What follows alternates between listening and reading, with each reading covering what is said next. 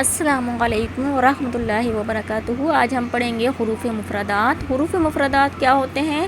جو الف سے یا تک حروف ہوتے ہیں ان کو حروف مفردات کہا جاتا ہے، اور ان کی پہچان کیا ہوتی ہے؟ یہ الگ الگ لکھے ہوتے ہیں، ان کو الگ الگ ہی پڑھا جاتا ہے۔ ان کے مخرج کیسے ہوتے ہیں، کون سا مخرج کہاں سے نکلے گا، وہ آپ پڑھیں گے تو انشاءاللہ آپ کو سمجھ آ جائے گا، ٹھیک ہے؟ تو اب ہم پڑھ لیتے ہیں اسے۔ اعوذ باللہ من الشیطان الرجیم، بسم اللہ الرحمن الرحیم۔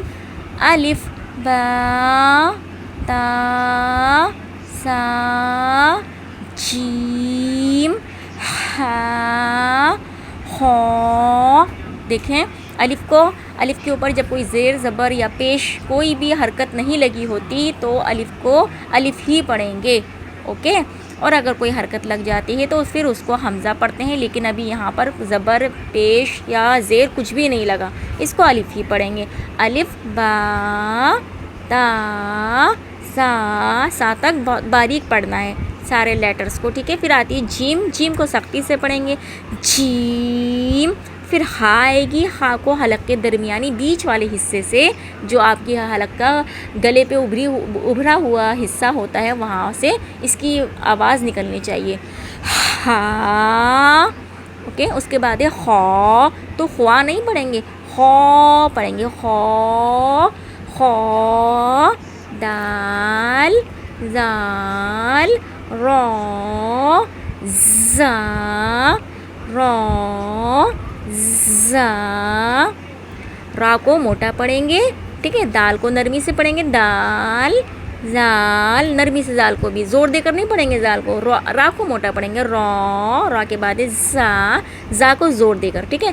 زال اور زا دونوں کا آواز سیم ہے، لیکن فرق کیا ہے؟ زال کو نرمی سے، آرام سے، سکون سے، زا کو زور دے کر، زا، سین، شین، صاد، صاد کو موٹا پڑھیں گے، جیسے اوپر خا کو موٹا پڑھا تھا، خا پڑھا تھا، اسی طرح صاد کو موٹا پڑھیں گے، صاد، ضاد، طا، ظا۔ پہلے آپ لوگ پڑھتے تھے توئے زوئے، توئے زوئے نہیں پڑھنا، کیا پڑھنا؟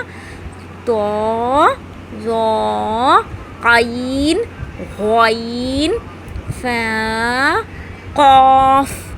اب دیکھیں طا ظا کو بھی موٹا پڑھنا ہے، طا ظا کے بعد عین کو باریک پڑھنا ہے، عین، عین نہیں کہنا، قائن، اس کو بھی حلق کے بیچ والے حصے سے پڑھیں گے، قائن کو، ٹھیک ہے؟ قائن کو باریک پڑھیں گے، موٹا نہیں پڑھیں گے۔ قائن کے بعد ہے غین، اس کو موٹا پڑھیں گے، اس کو بھی حلق کے درمیانی حصے سے، لیکن موٹا پڑھیں گے، قائن کو باریک، غین کو موٹا، لیکن دونوں کو حلق کے درمیانی حصے سے ادا کریں گے، غین۔ پھر ہے فا، فا کو باریک، فا۔ پھر ہے بڑی قاف، اس کو بڑی قاف بھی کہتے ہیں، اس پہ دو نقطے لگے ہوتے ہیں، اس کو حلق کے بیچ والے حصے سے ادا کریں گے، قاف، قاف۔ اس کے بعد ہے کاف، لام، میم، نون، واو، ہا۔ دیکھیں اب یہ کچھ چیزیں ہیں جو آپ کو تھوڑا کنفیوز کر دیتی ہیں۔ ایک جیم کے بعد ایک ہا آتی ہے، وہ ہوتی ہے بڑی ہا، اس کو حلق کے بیچ والے حصے سے، جہاں ہڈی ابھری ہوتی ہے، پڑھیں گے وہاں سے، ہا۔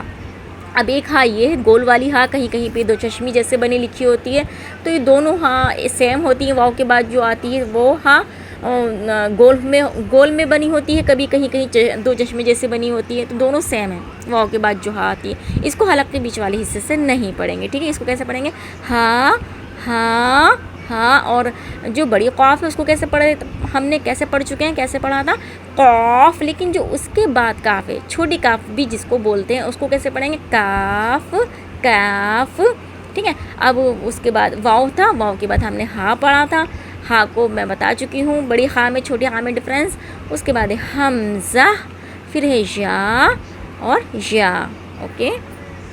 امید ہے آپ کو سبق سمجھ آ گیا ہوگا، اور دیکھیں پریکٹس سے ہی آپ آگے بڑھ سکتے ہیں، سمجھ سکتے ہیں۔ اگر آپ برابر پریکٹس کریں گے آواز کے ساتھ، آپ ویڈیو کے ساتھ جو وائس آپ کو سننے میں آ رہی ہے اس وائس کے ساتھ آپ کو پڑھنا ہے، یعنی میری وائس کے ساتھ پڑھنا ہے۔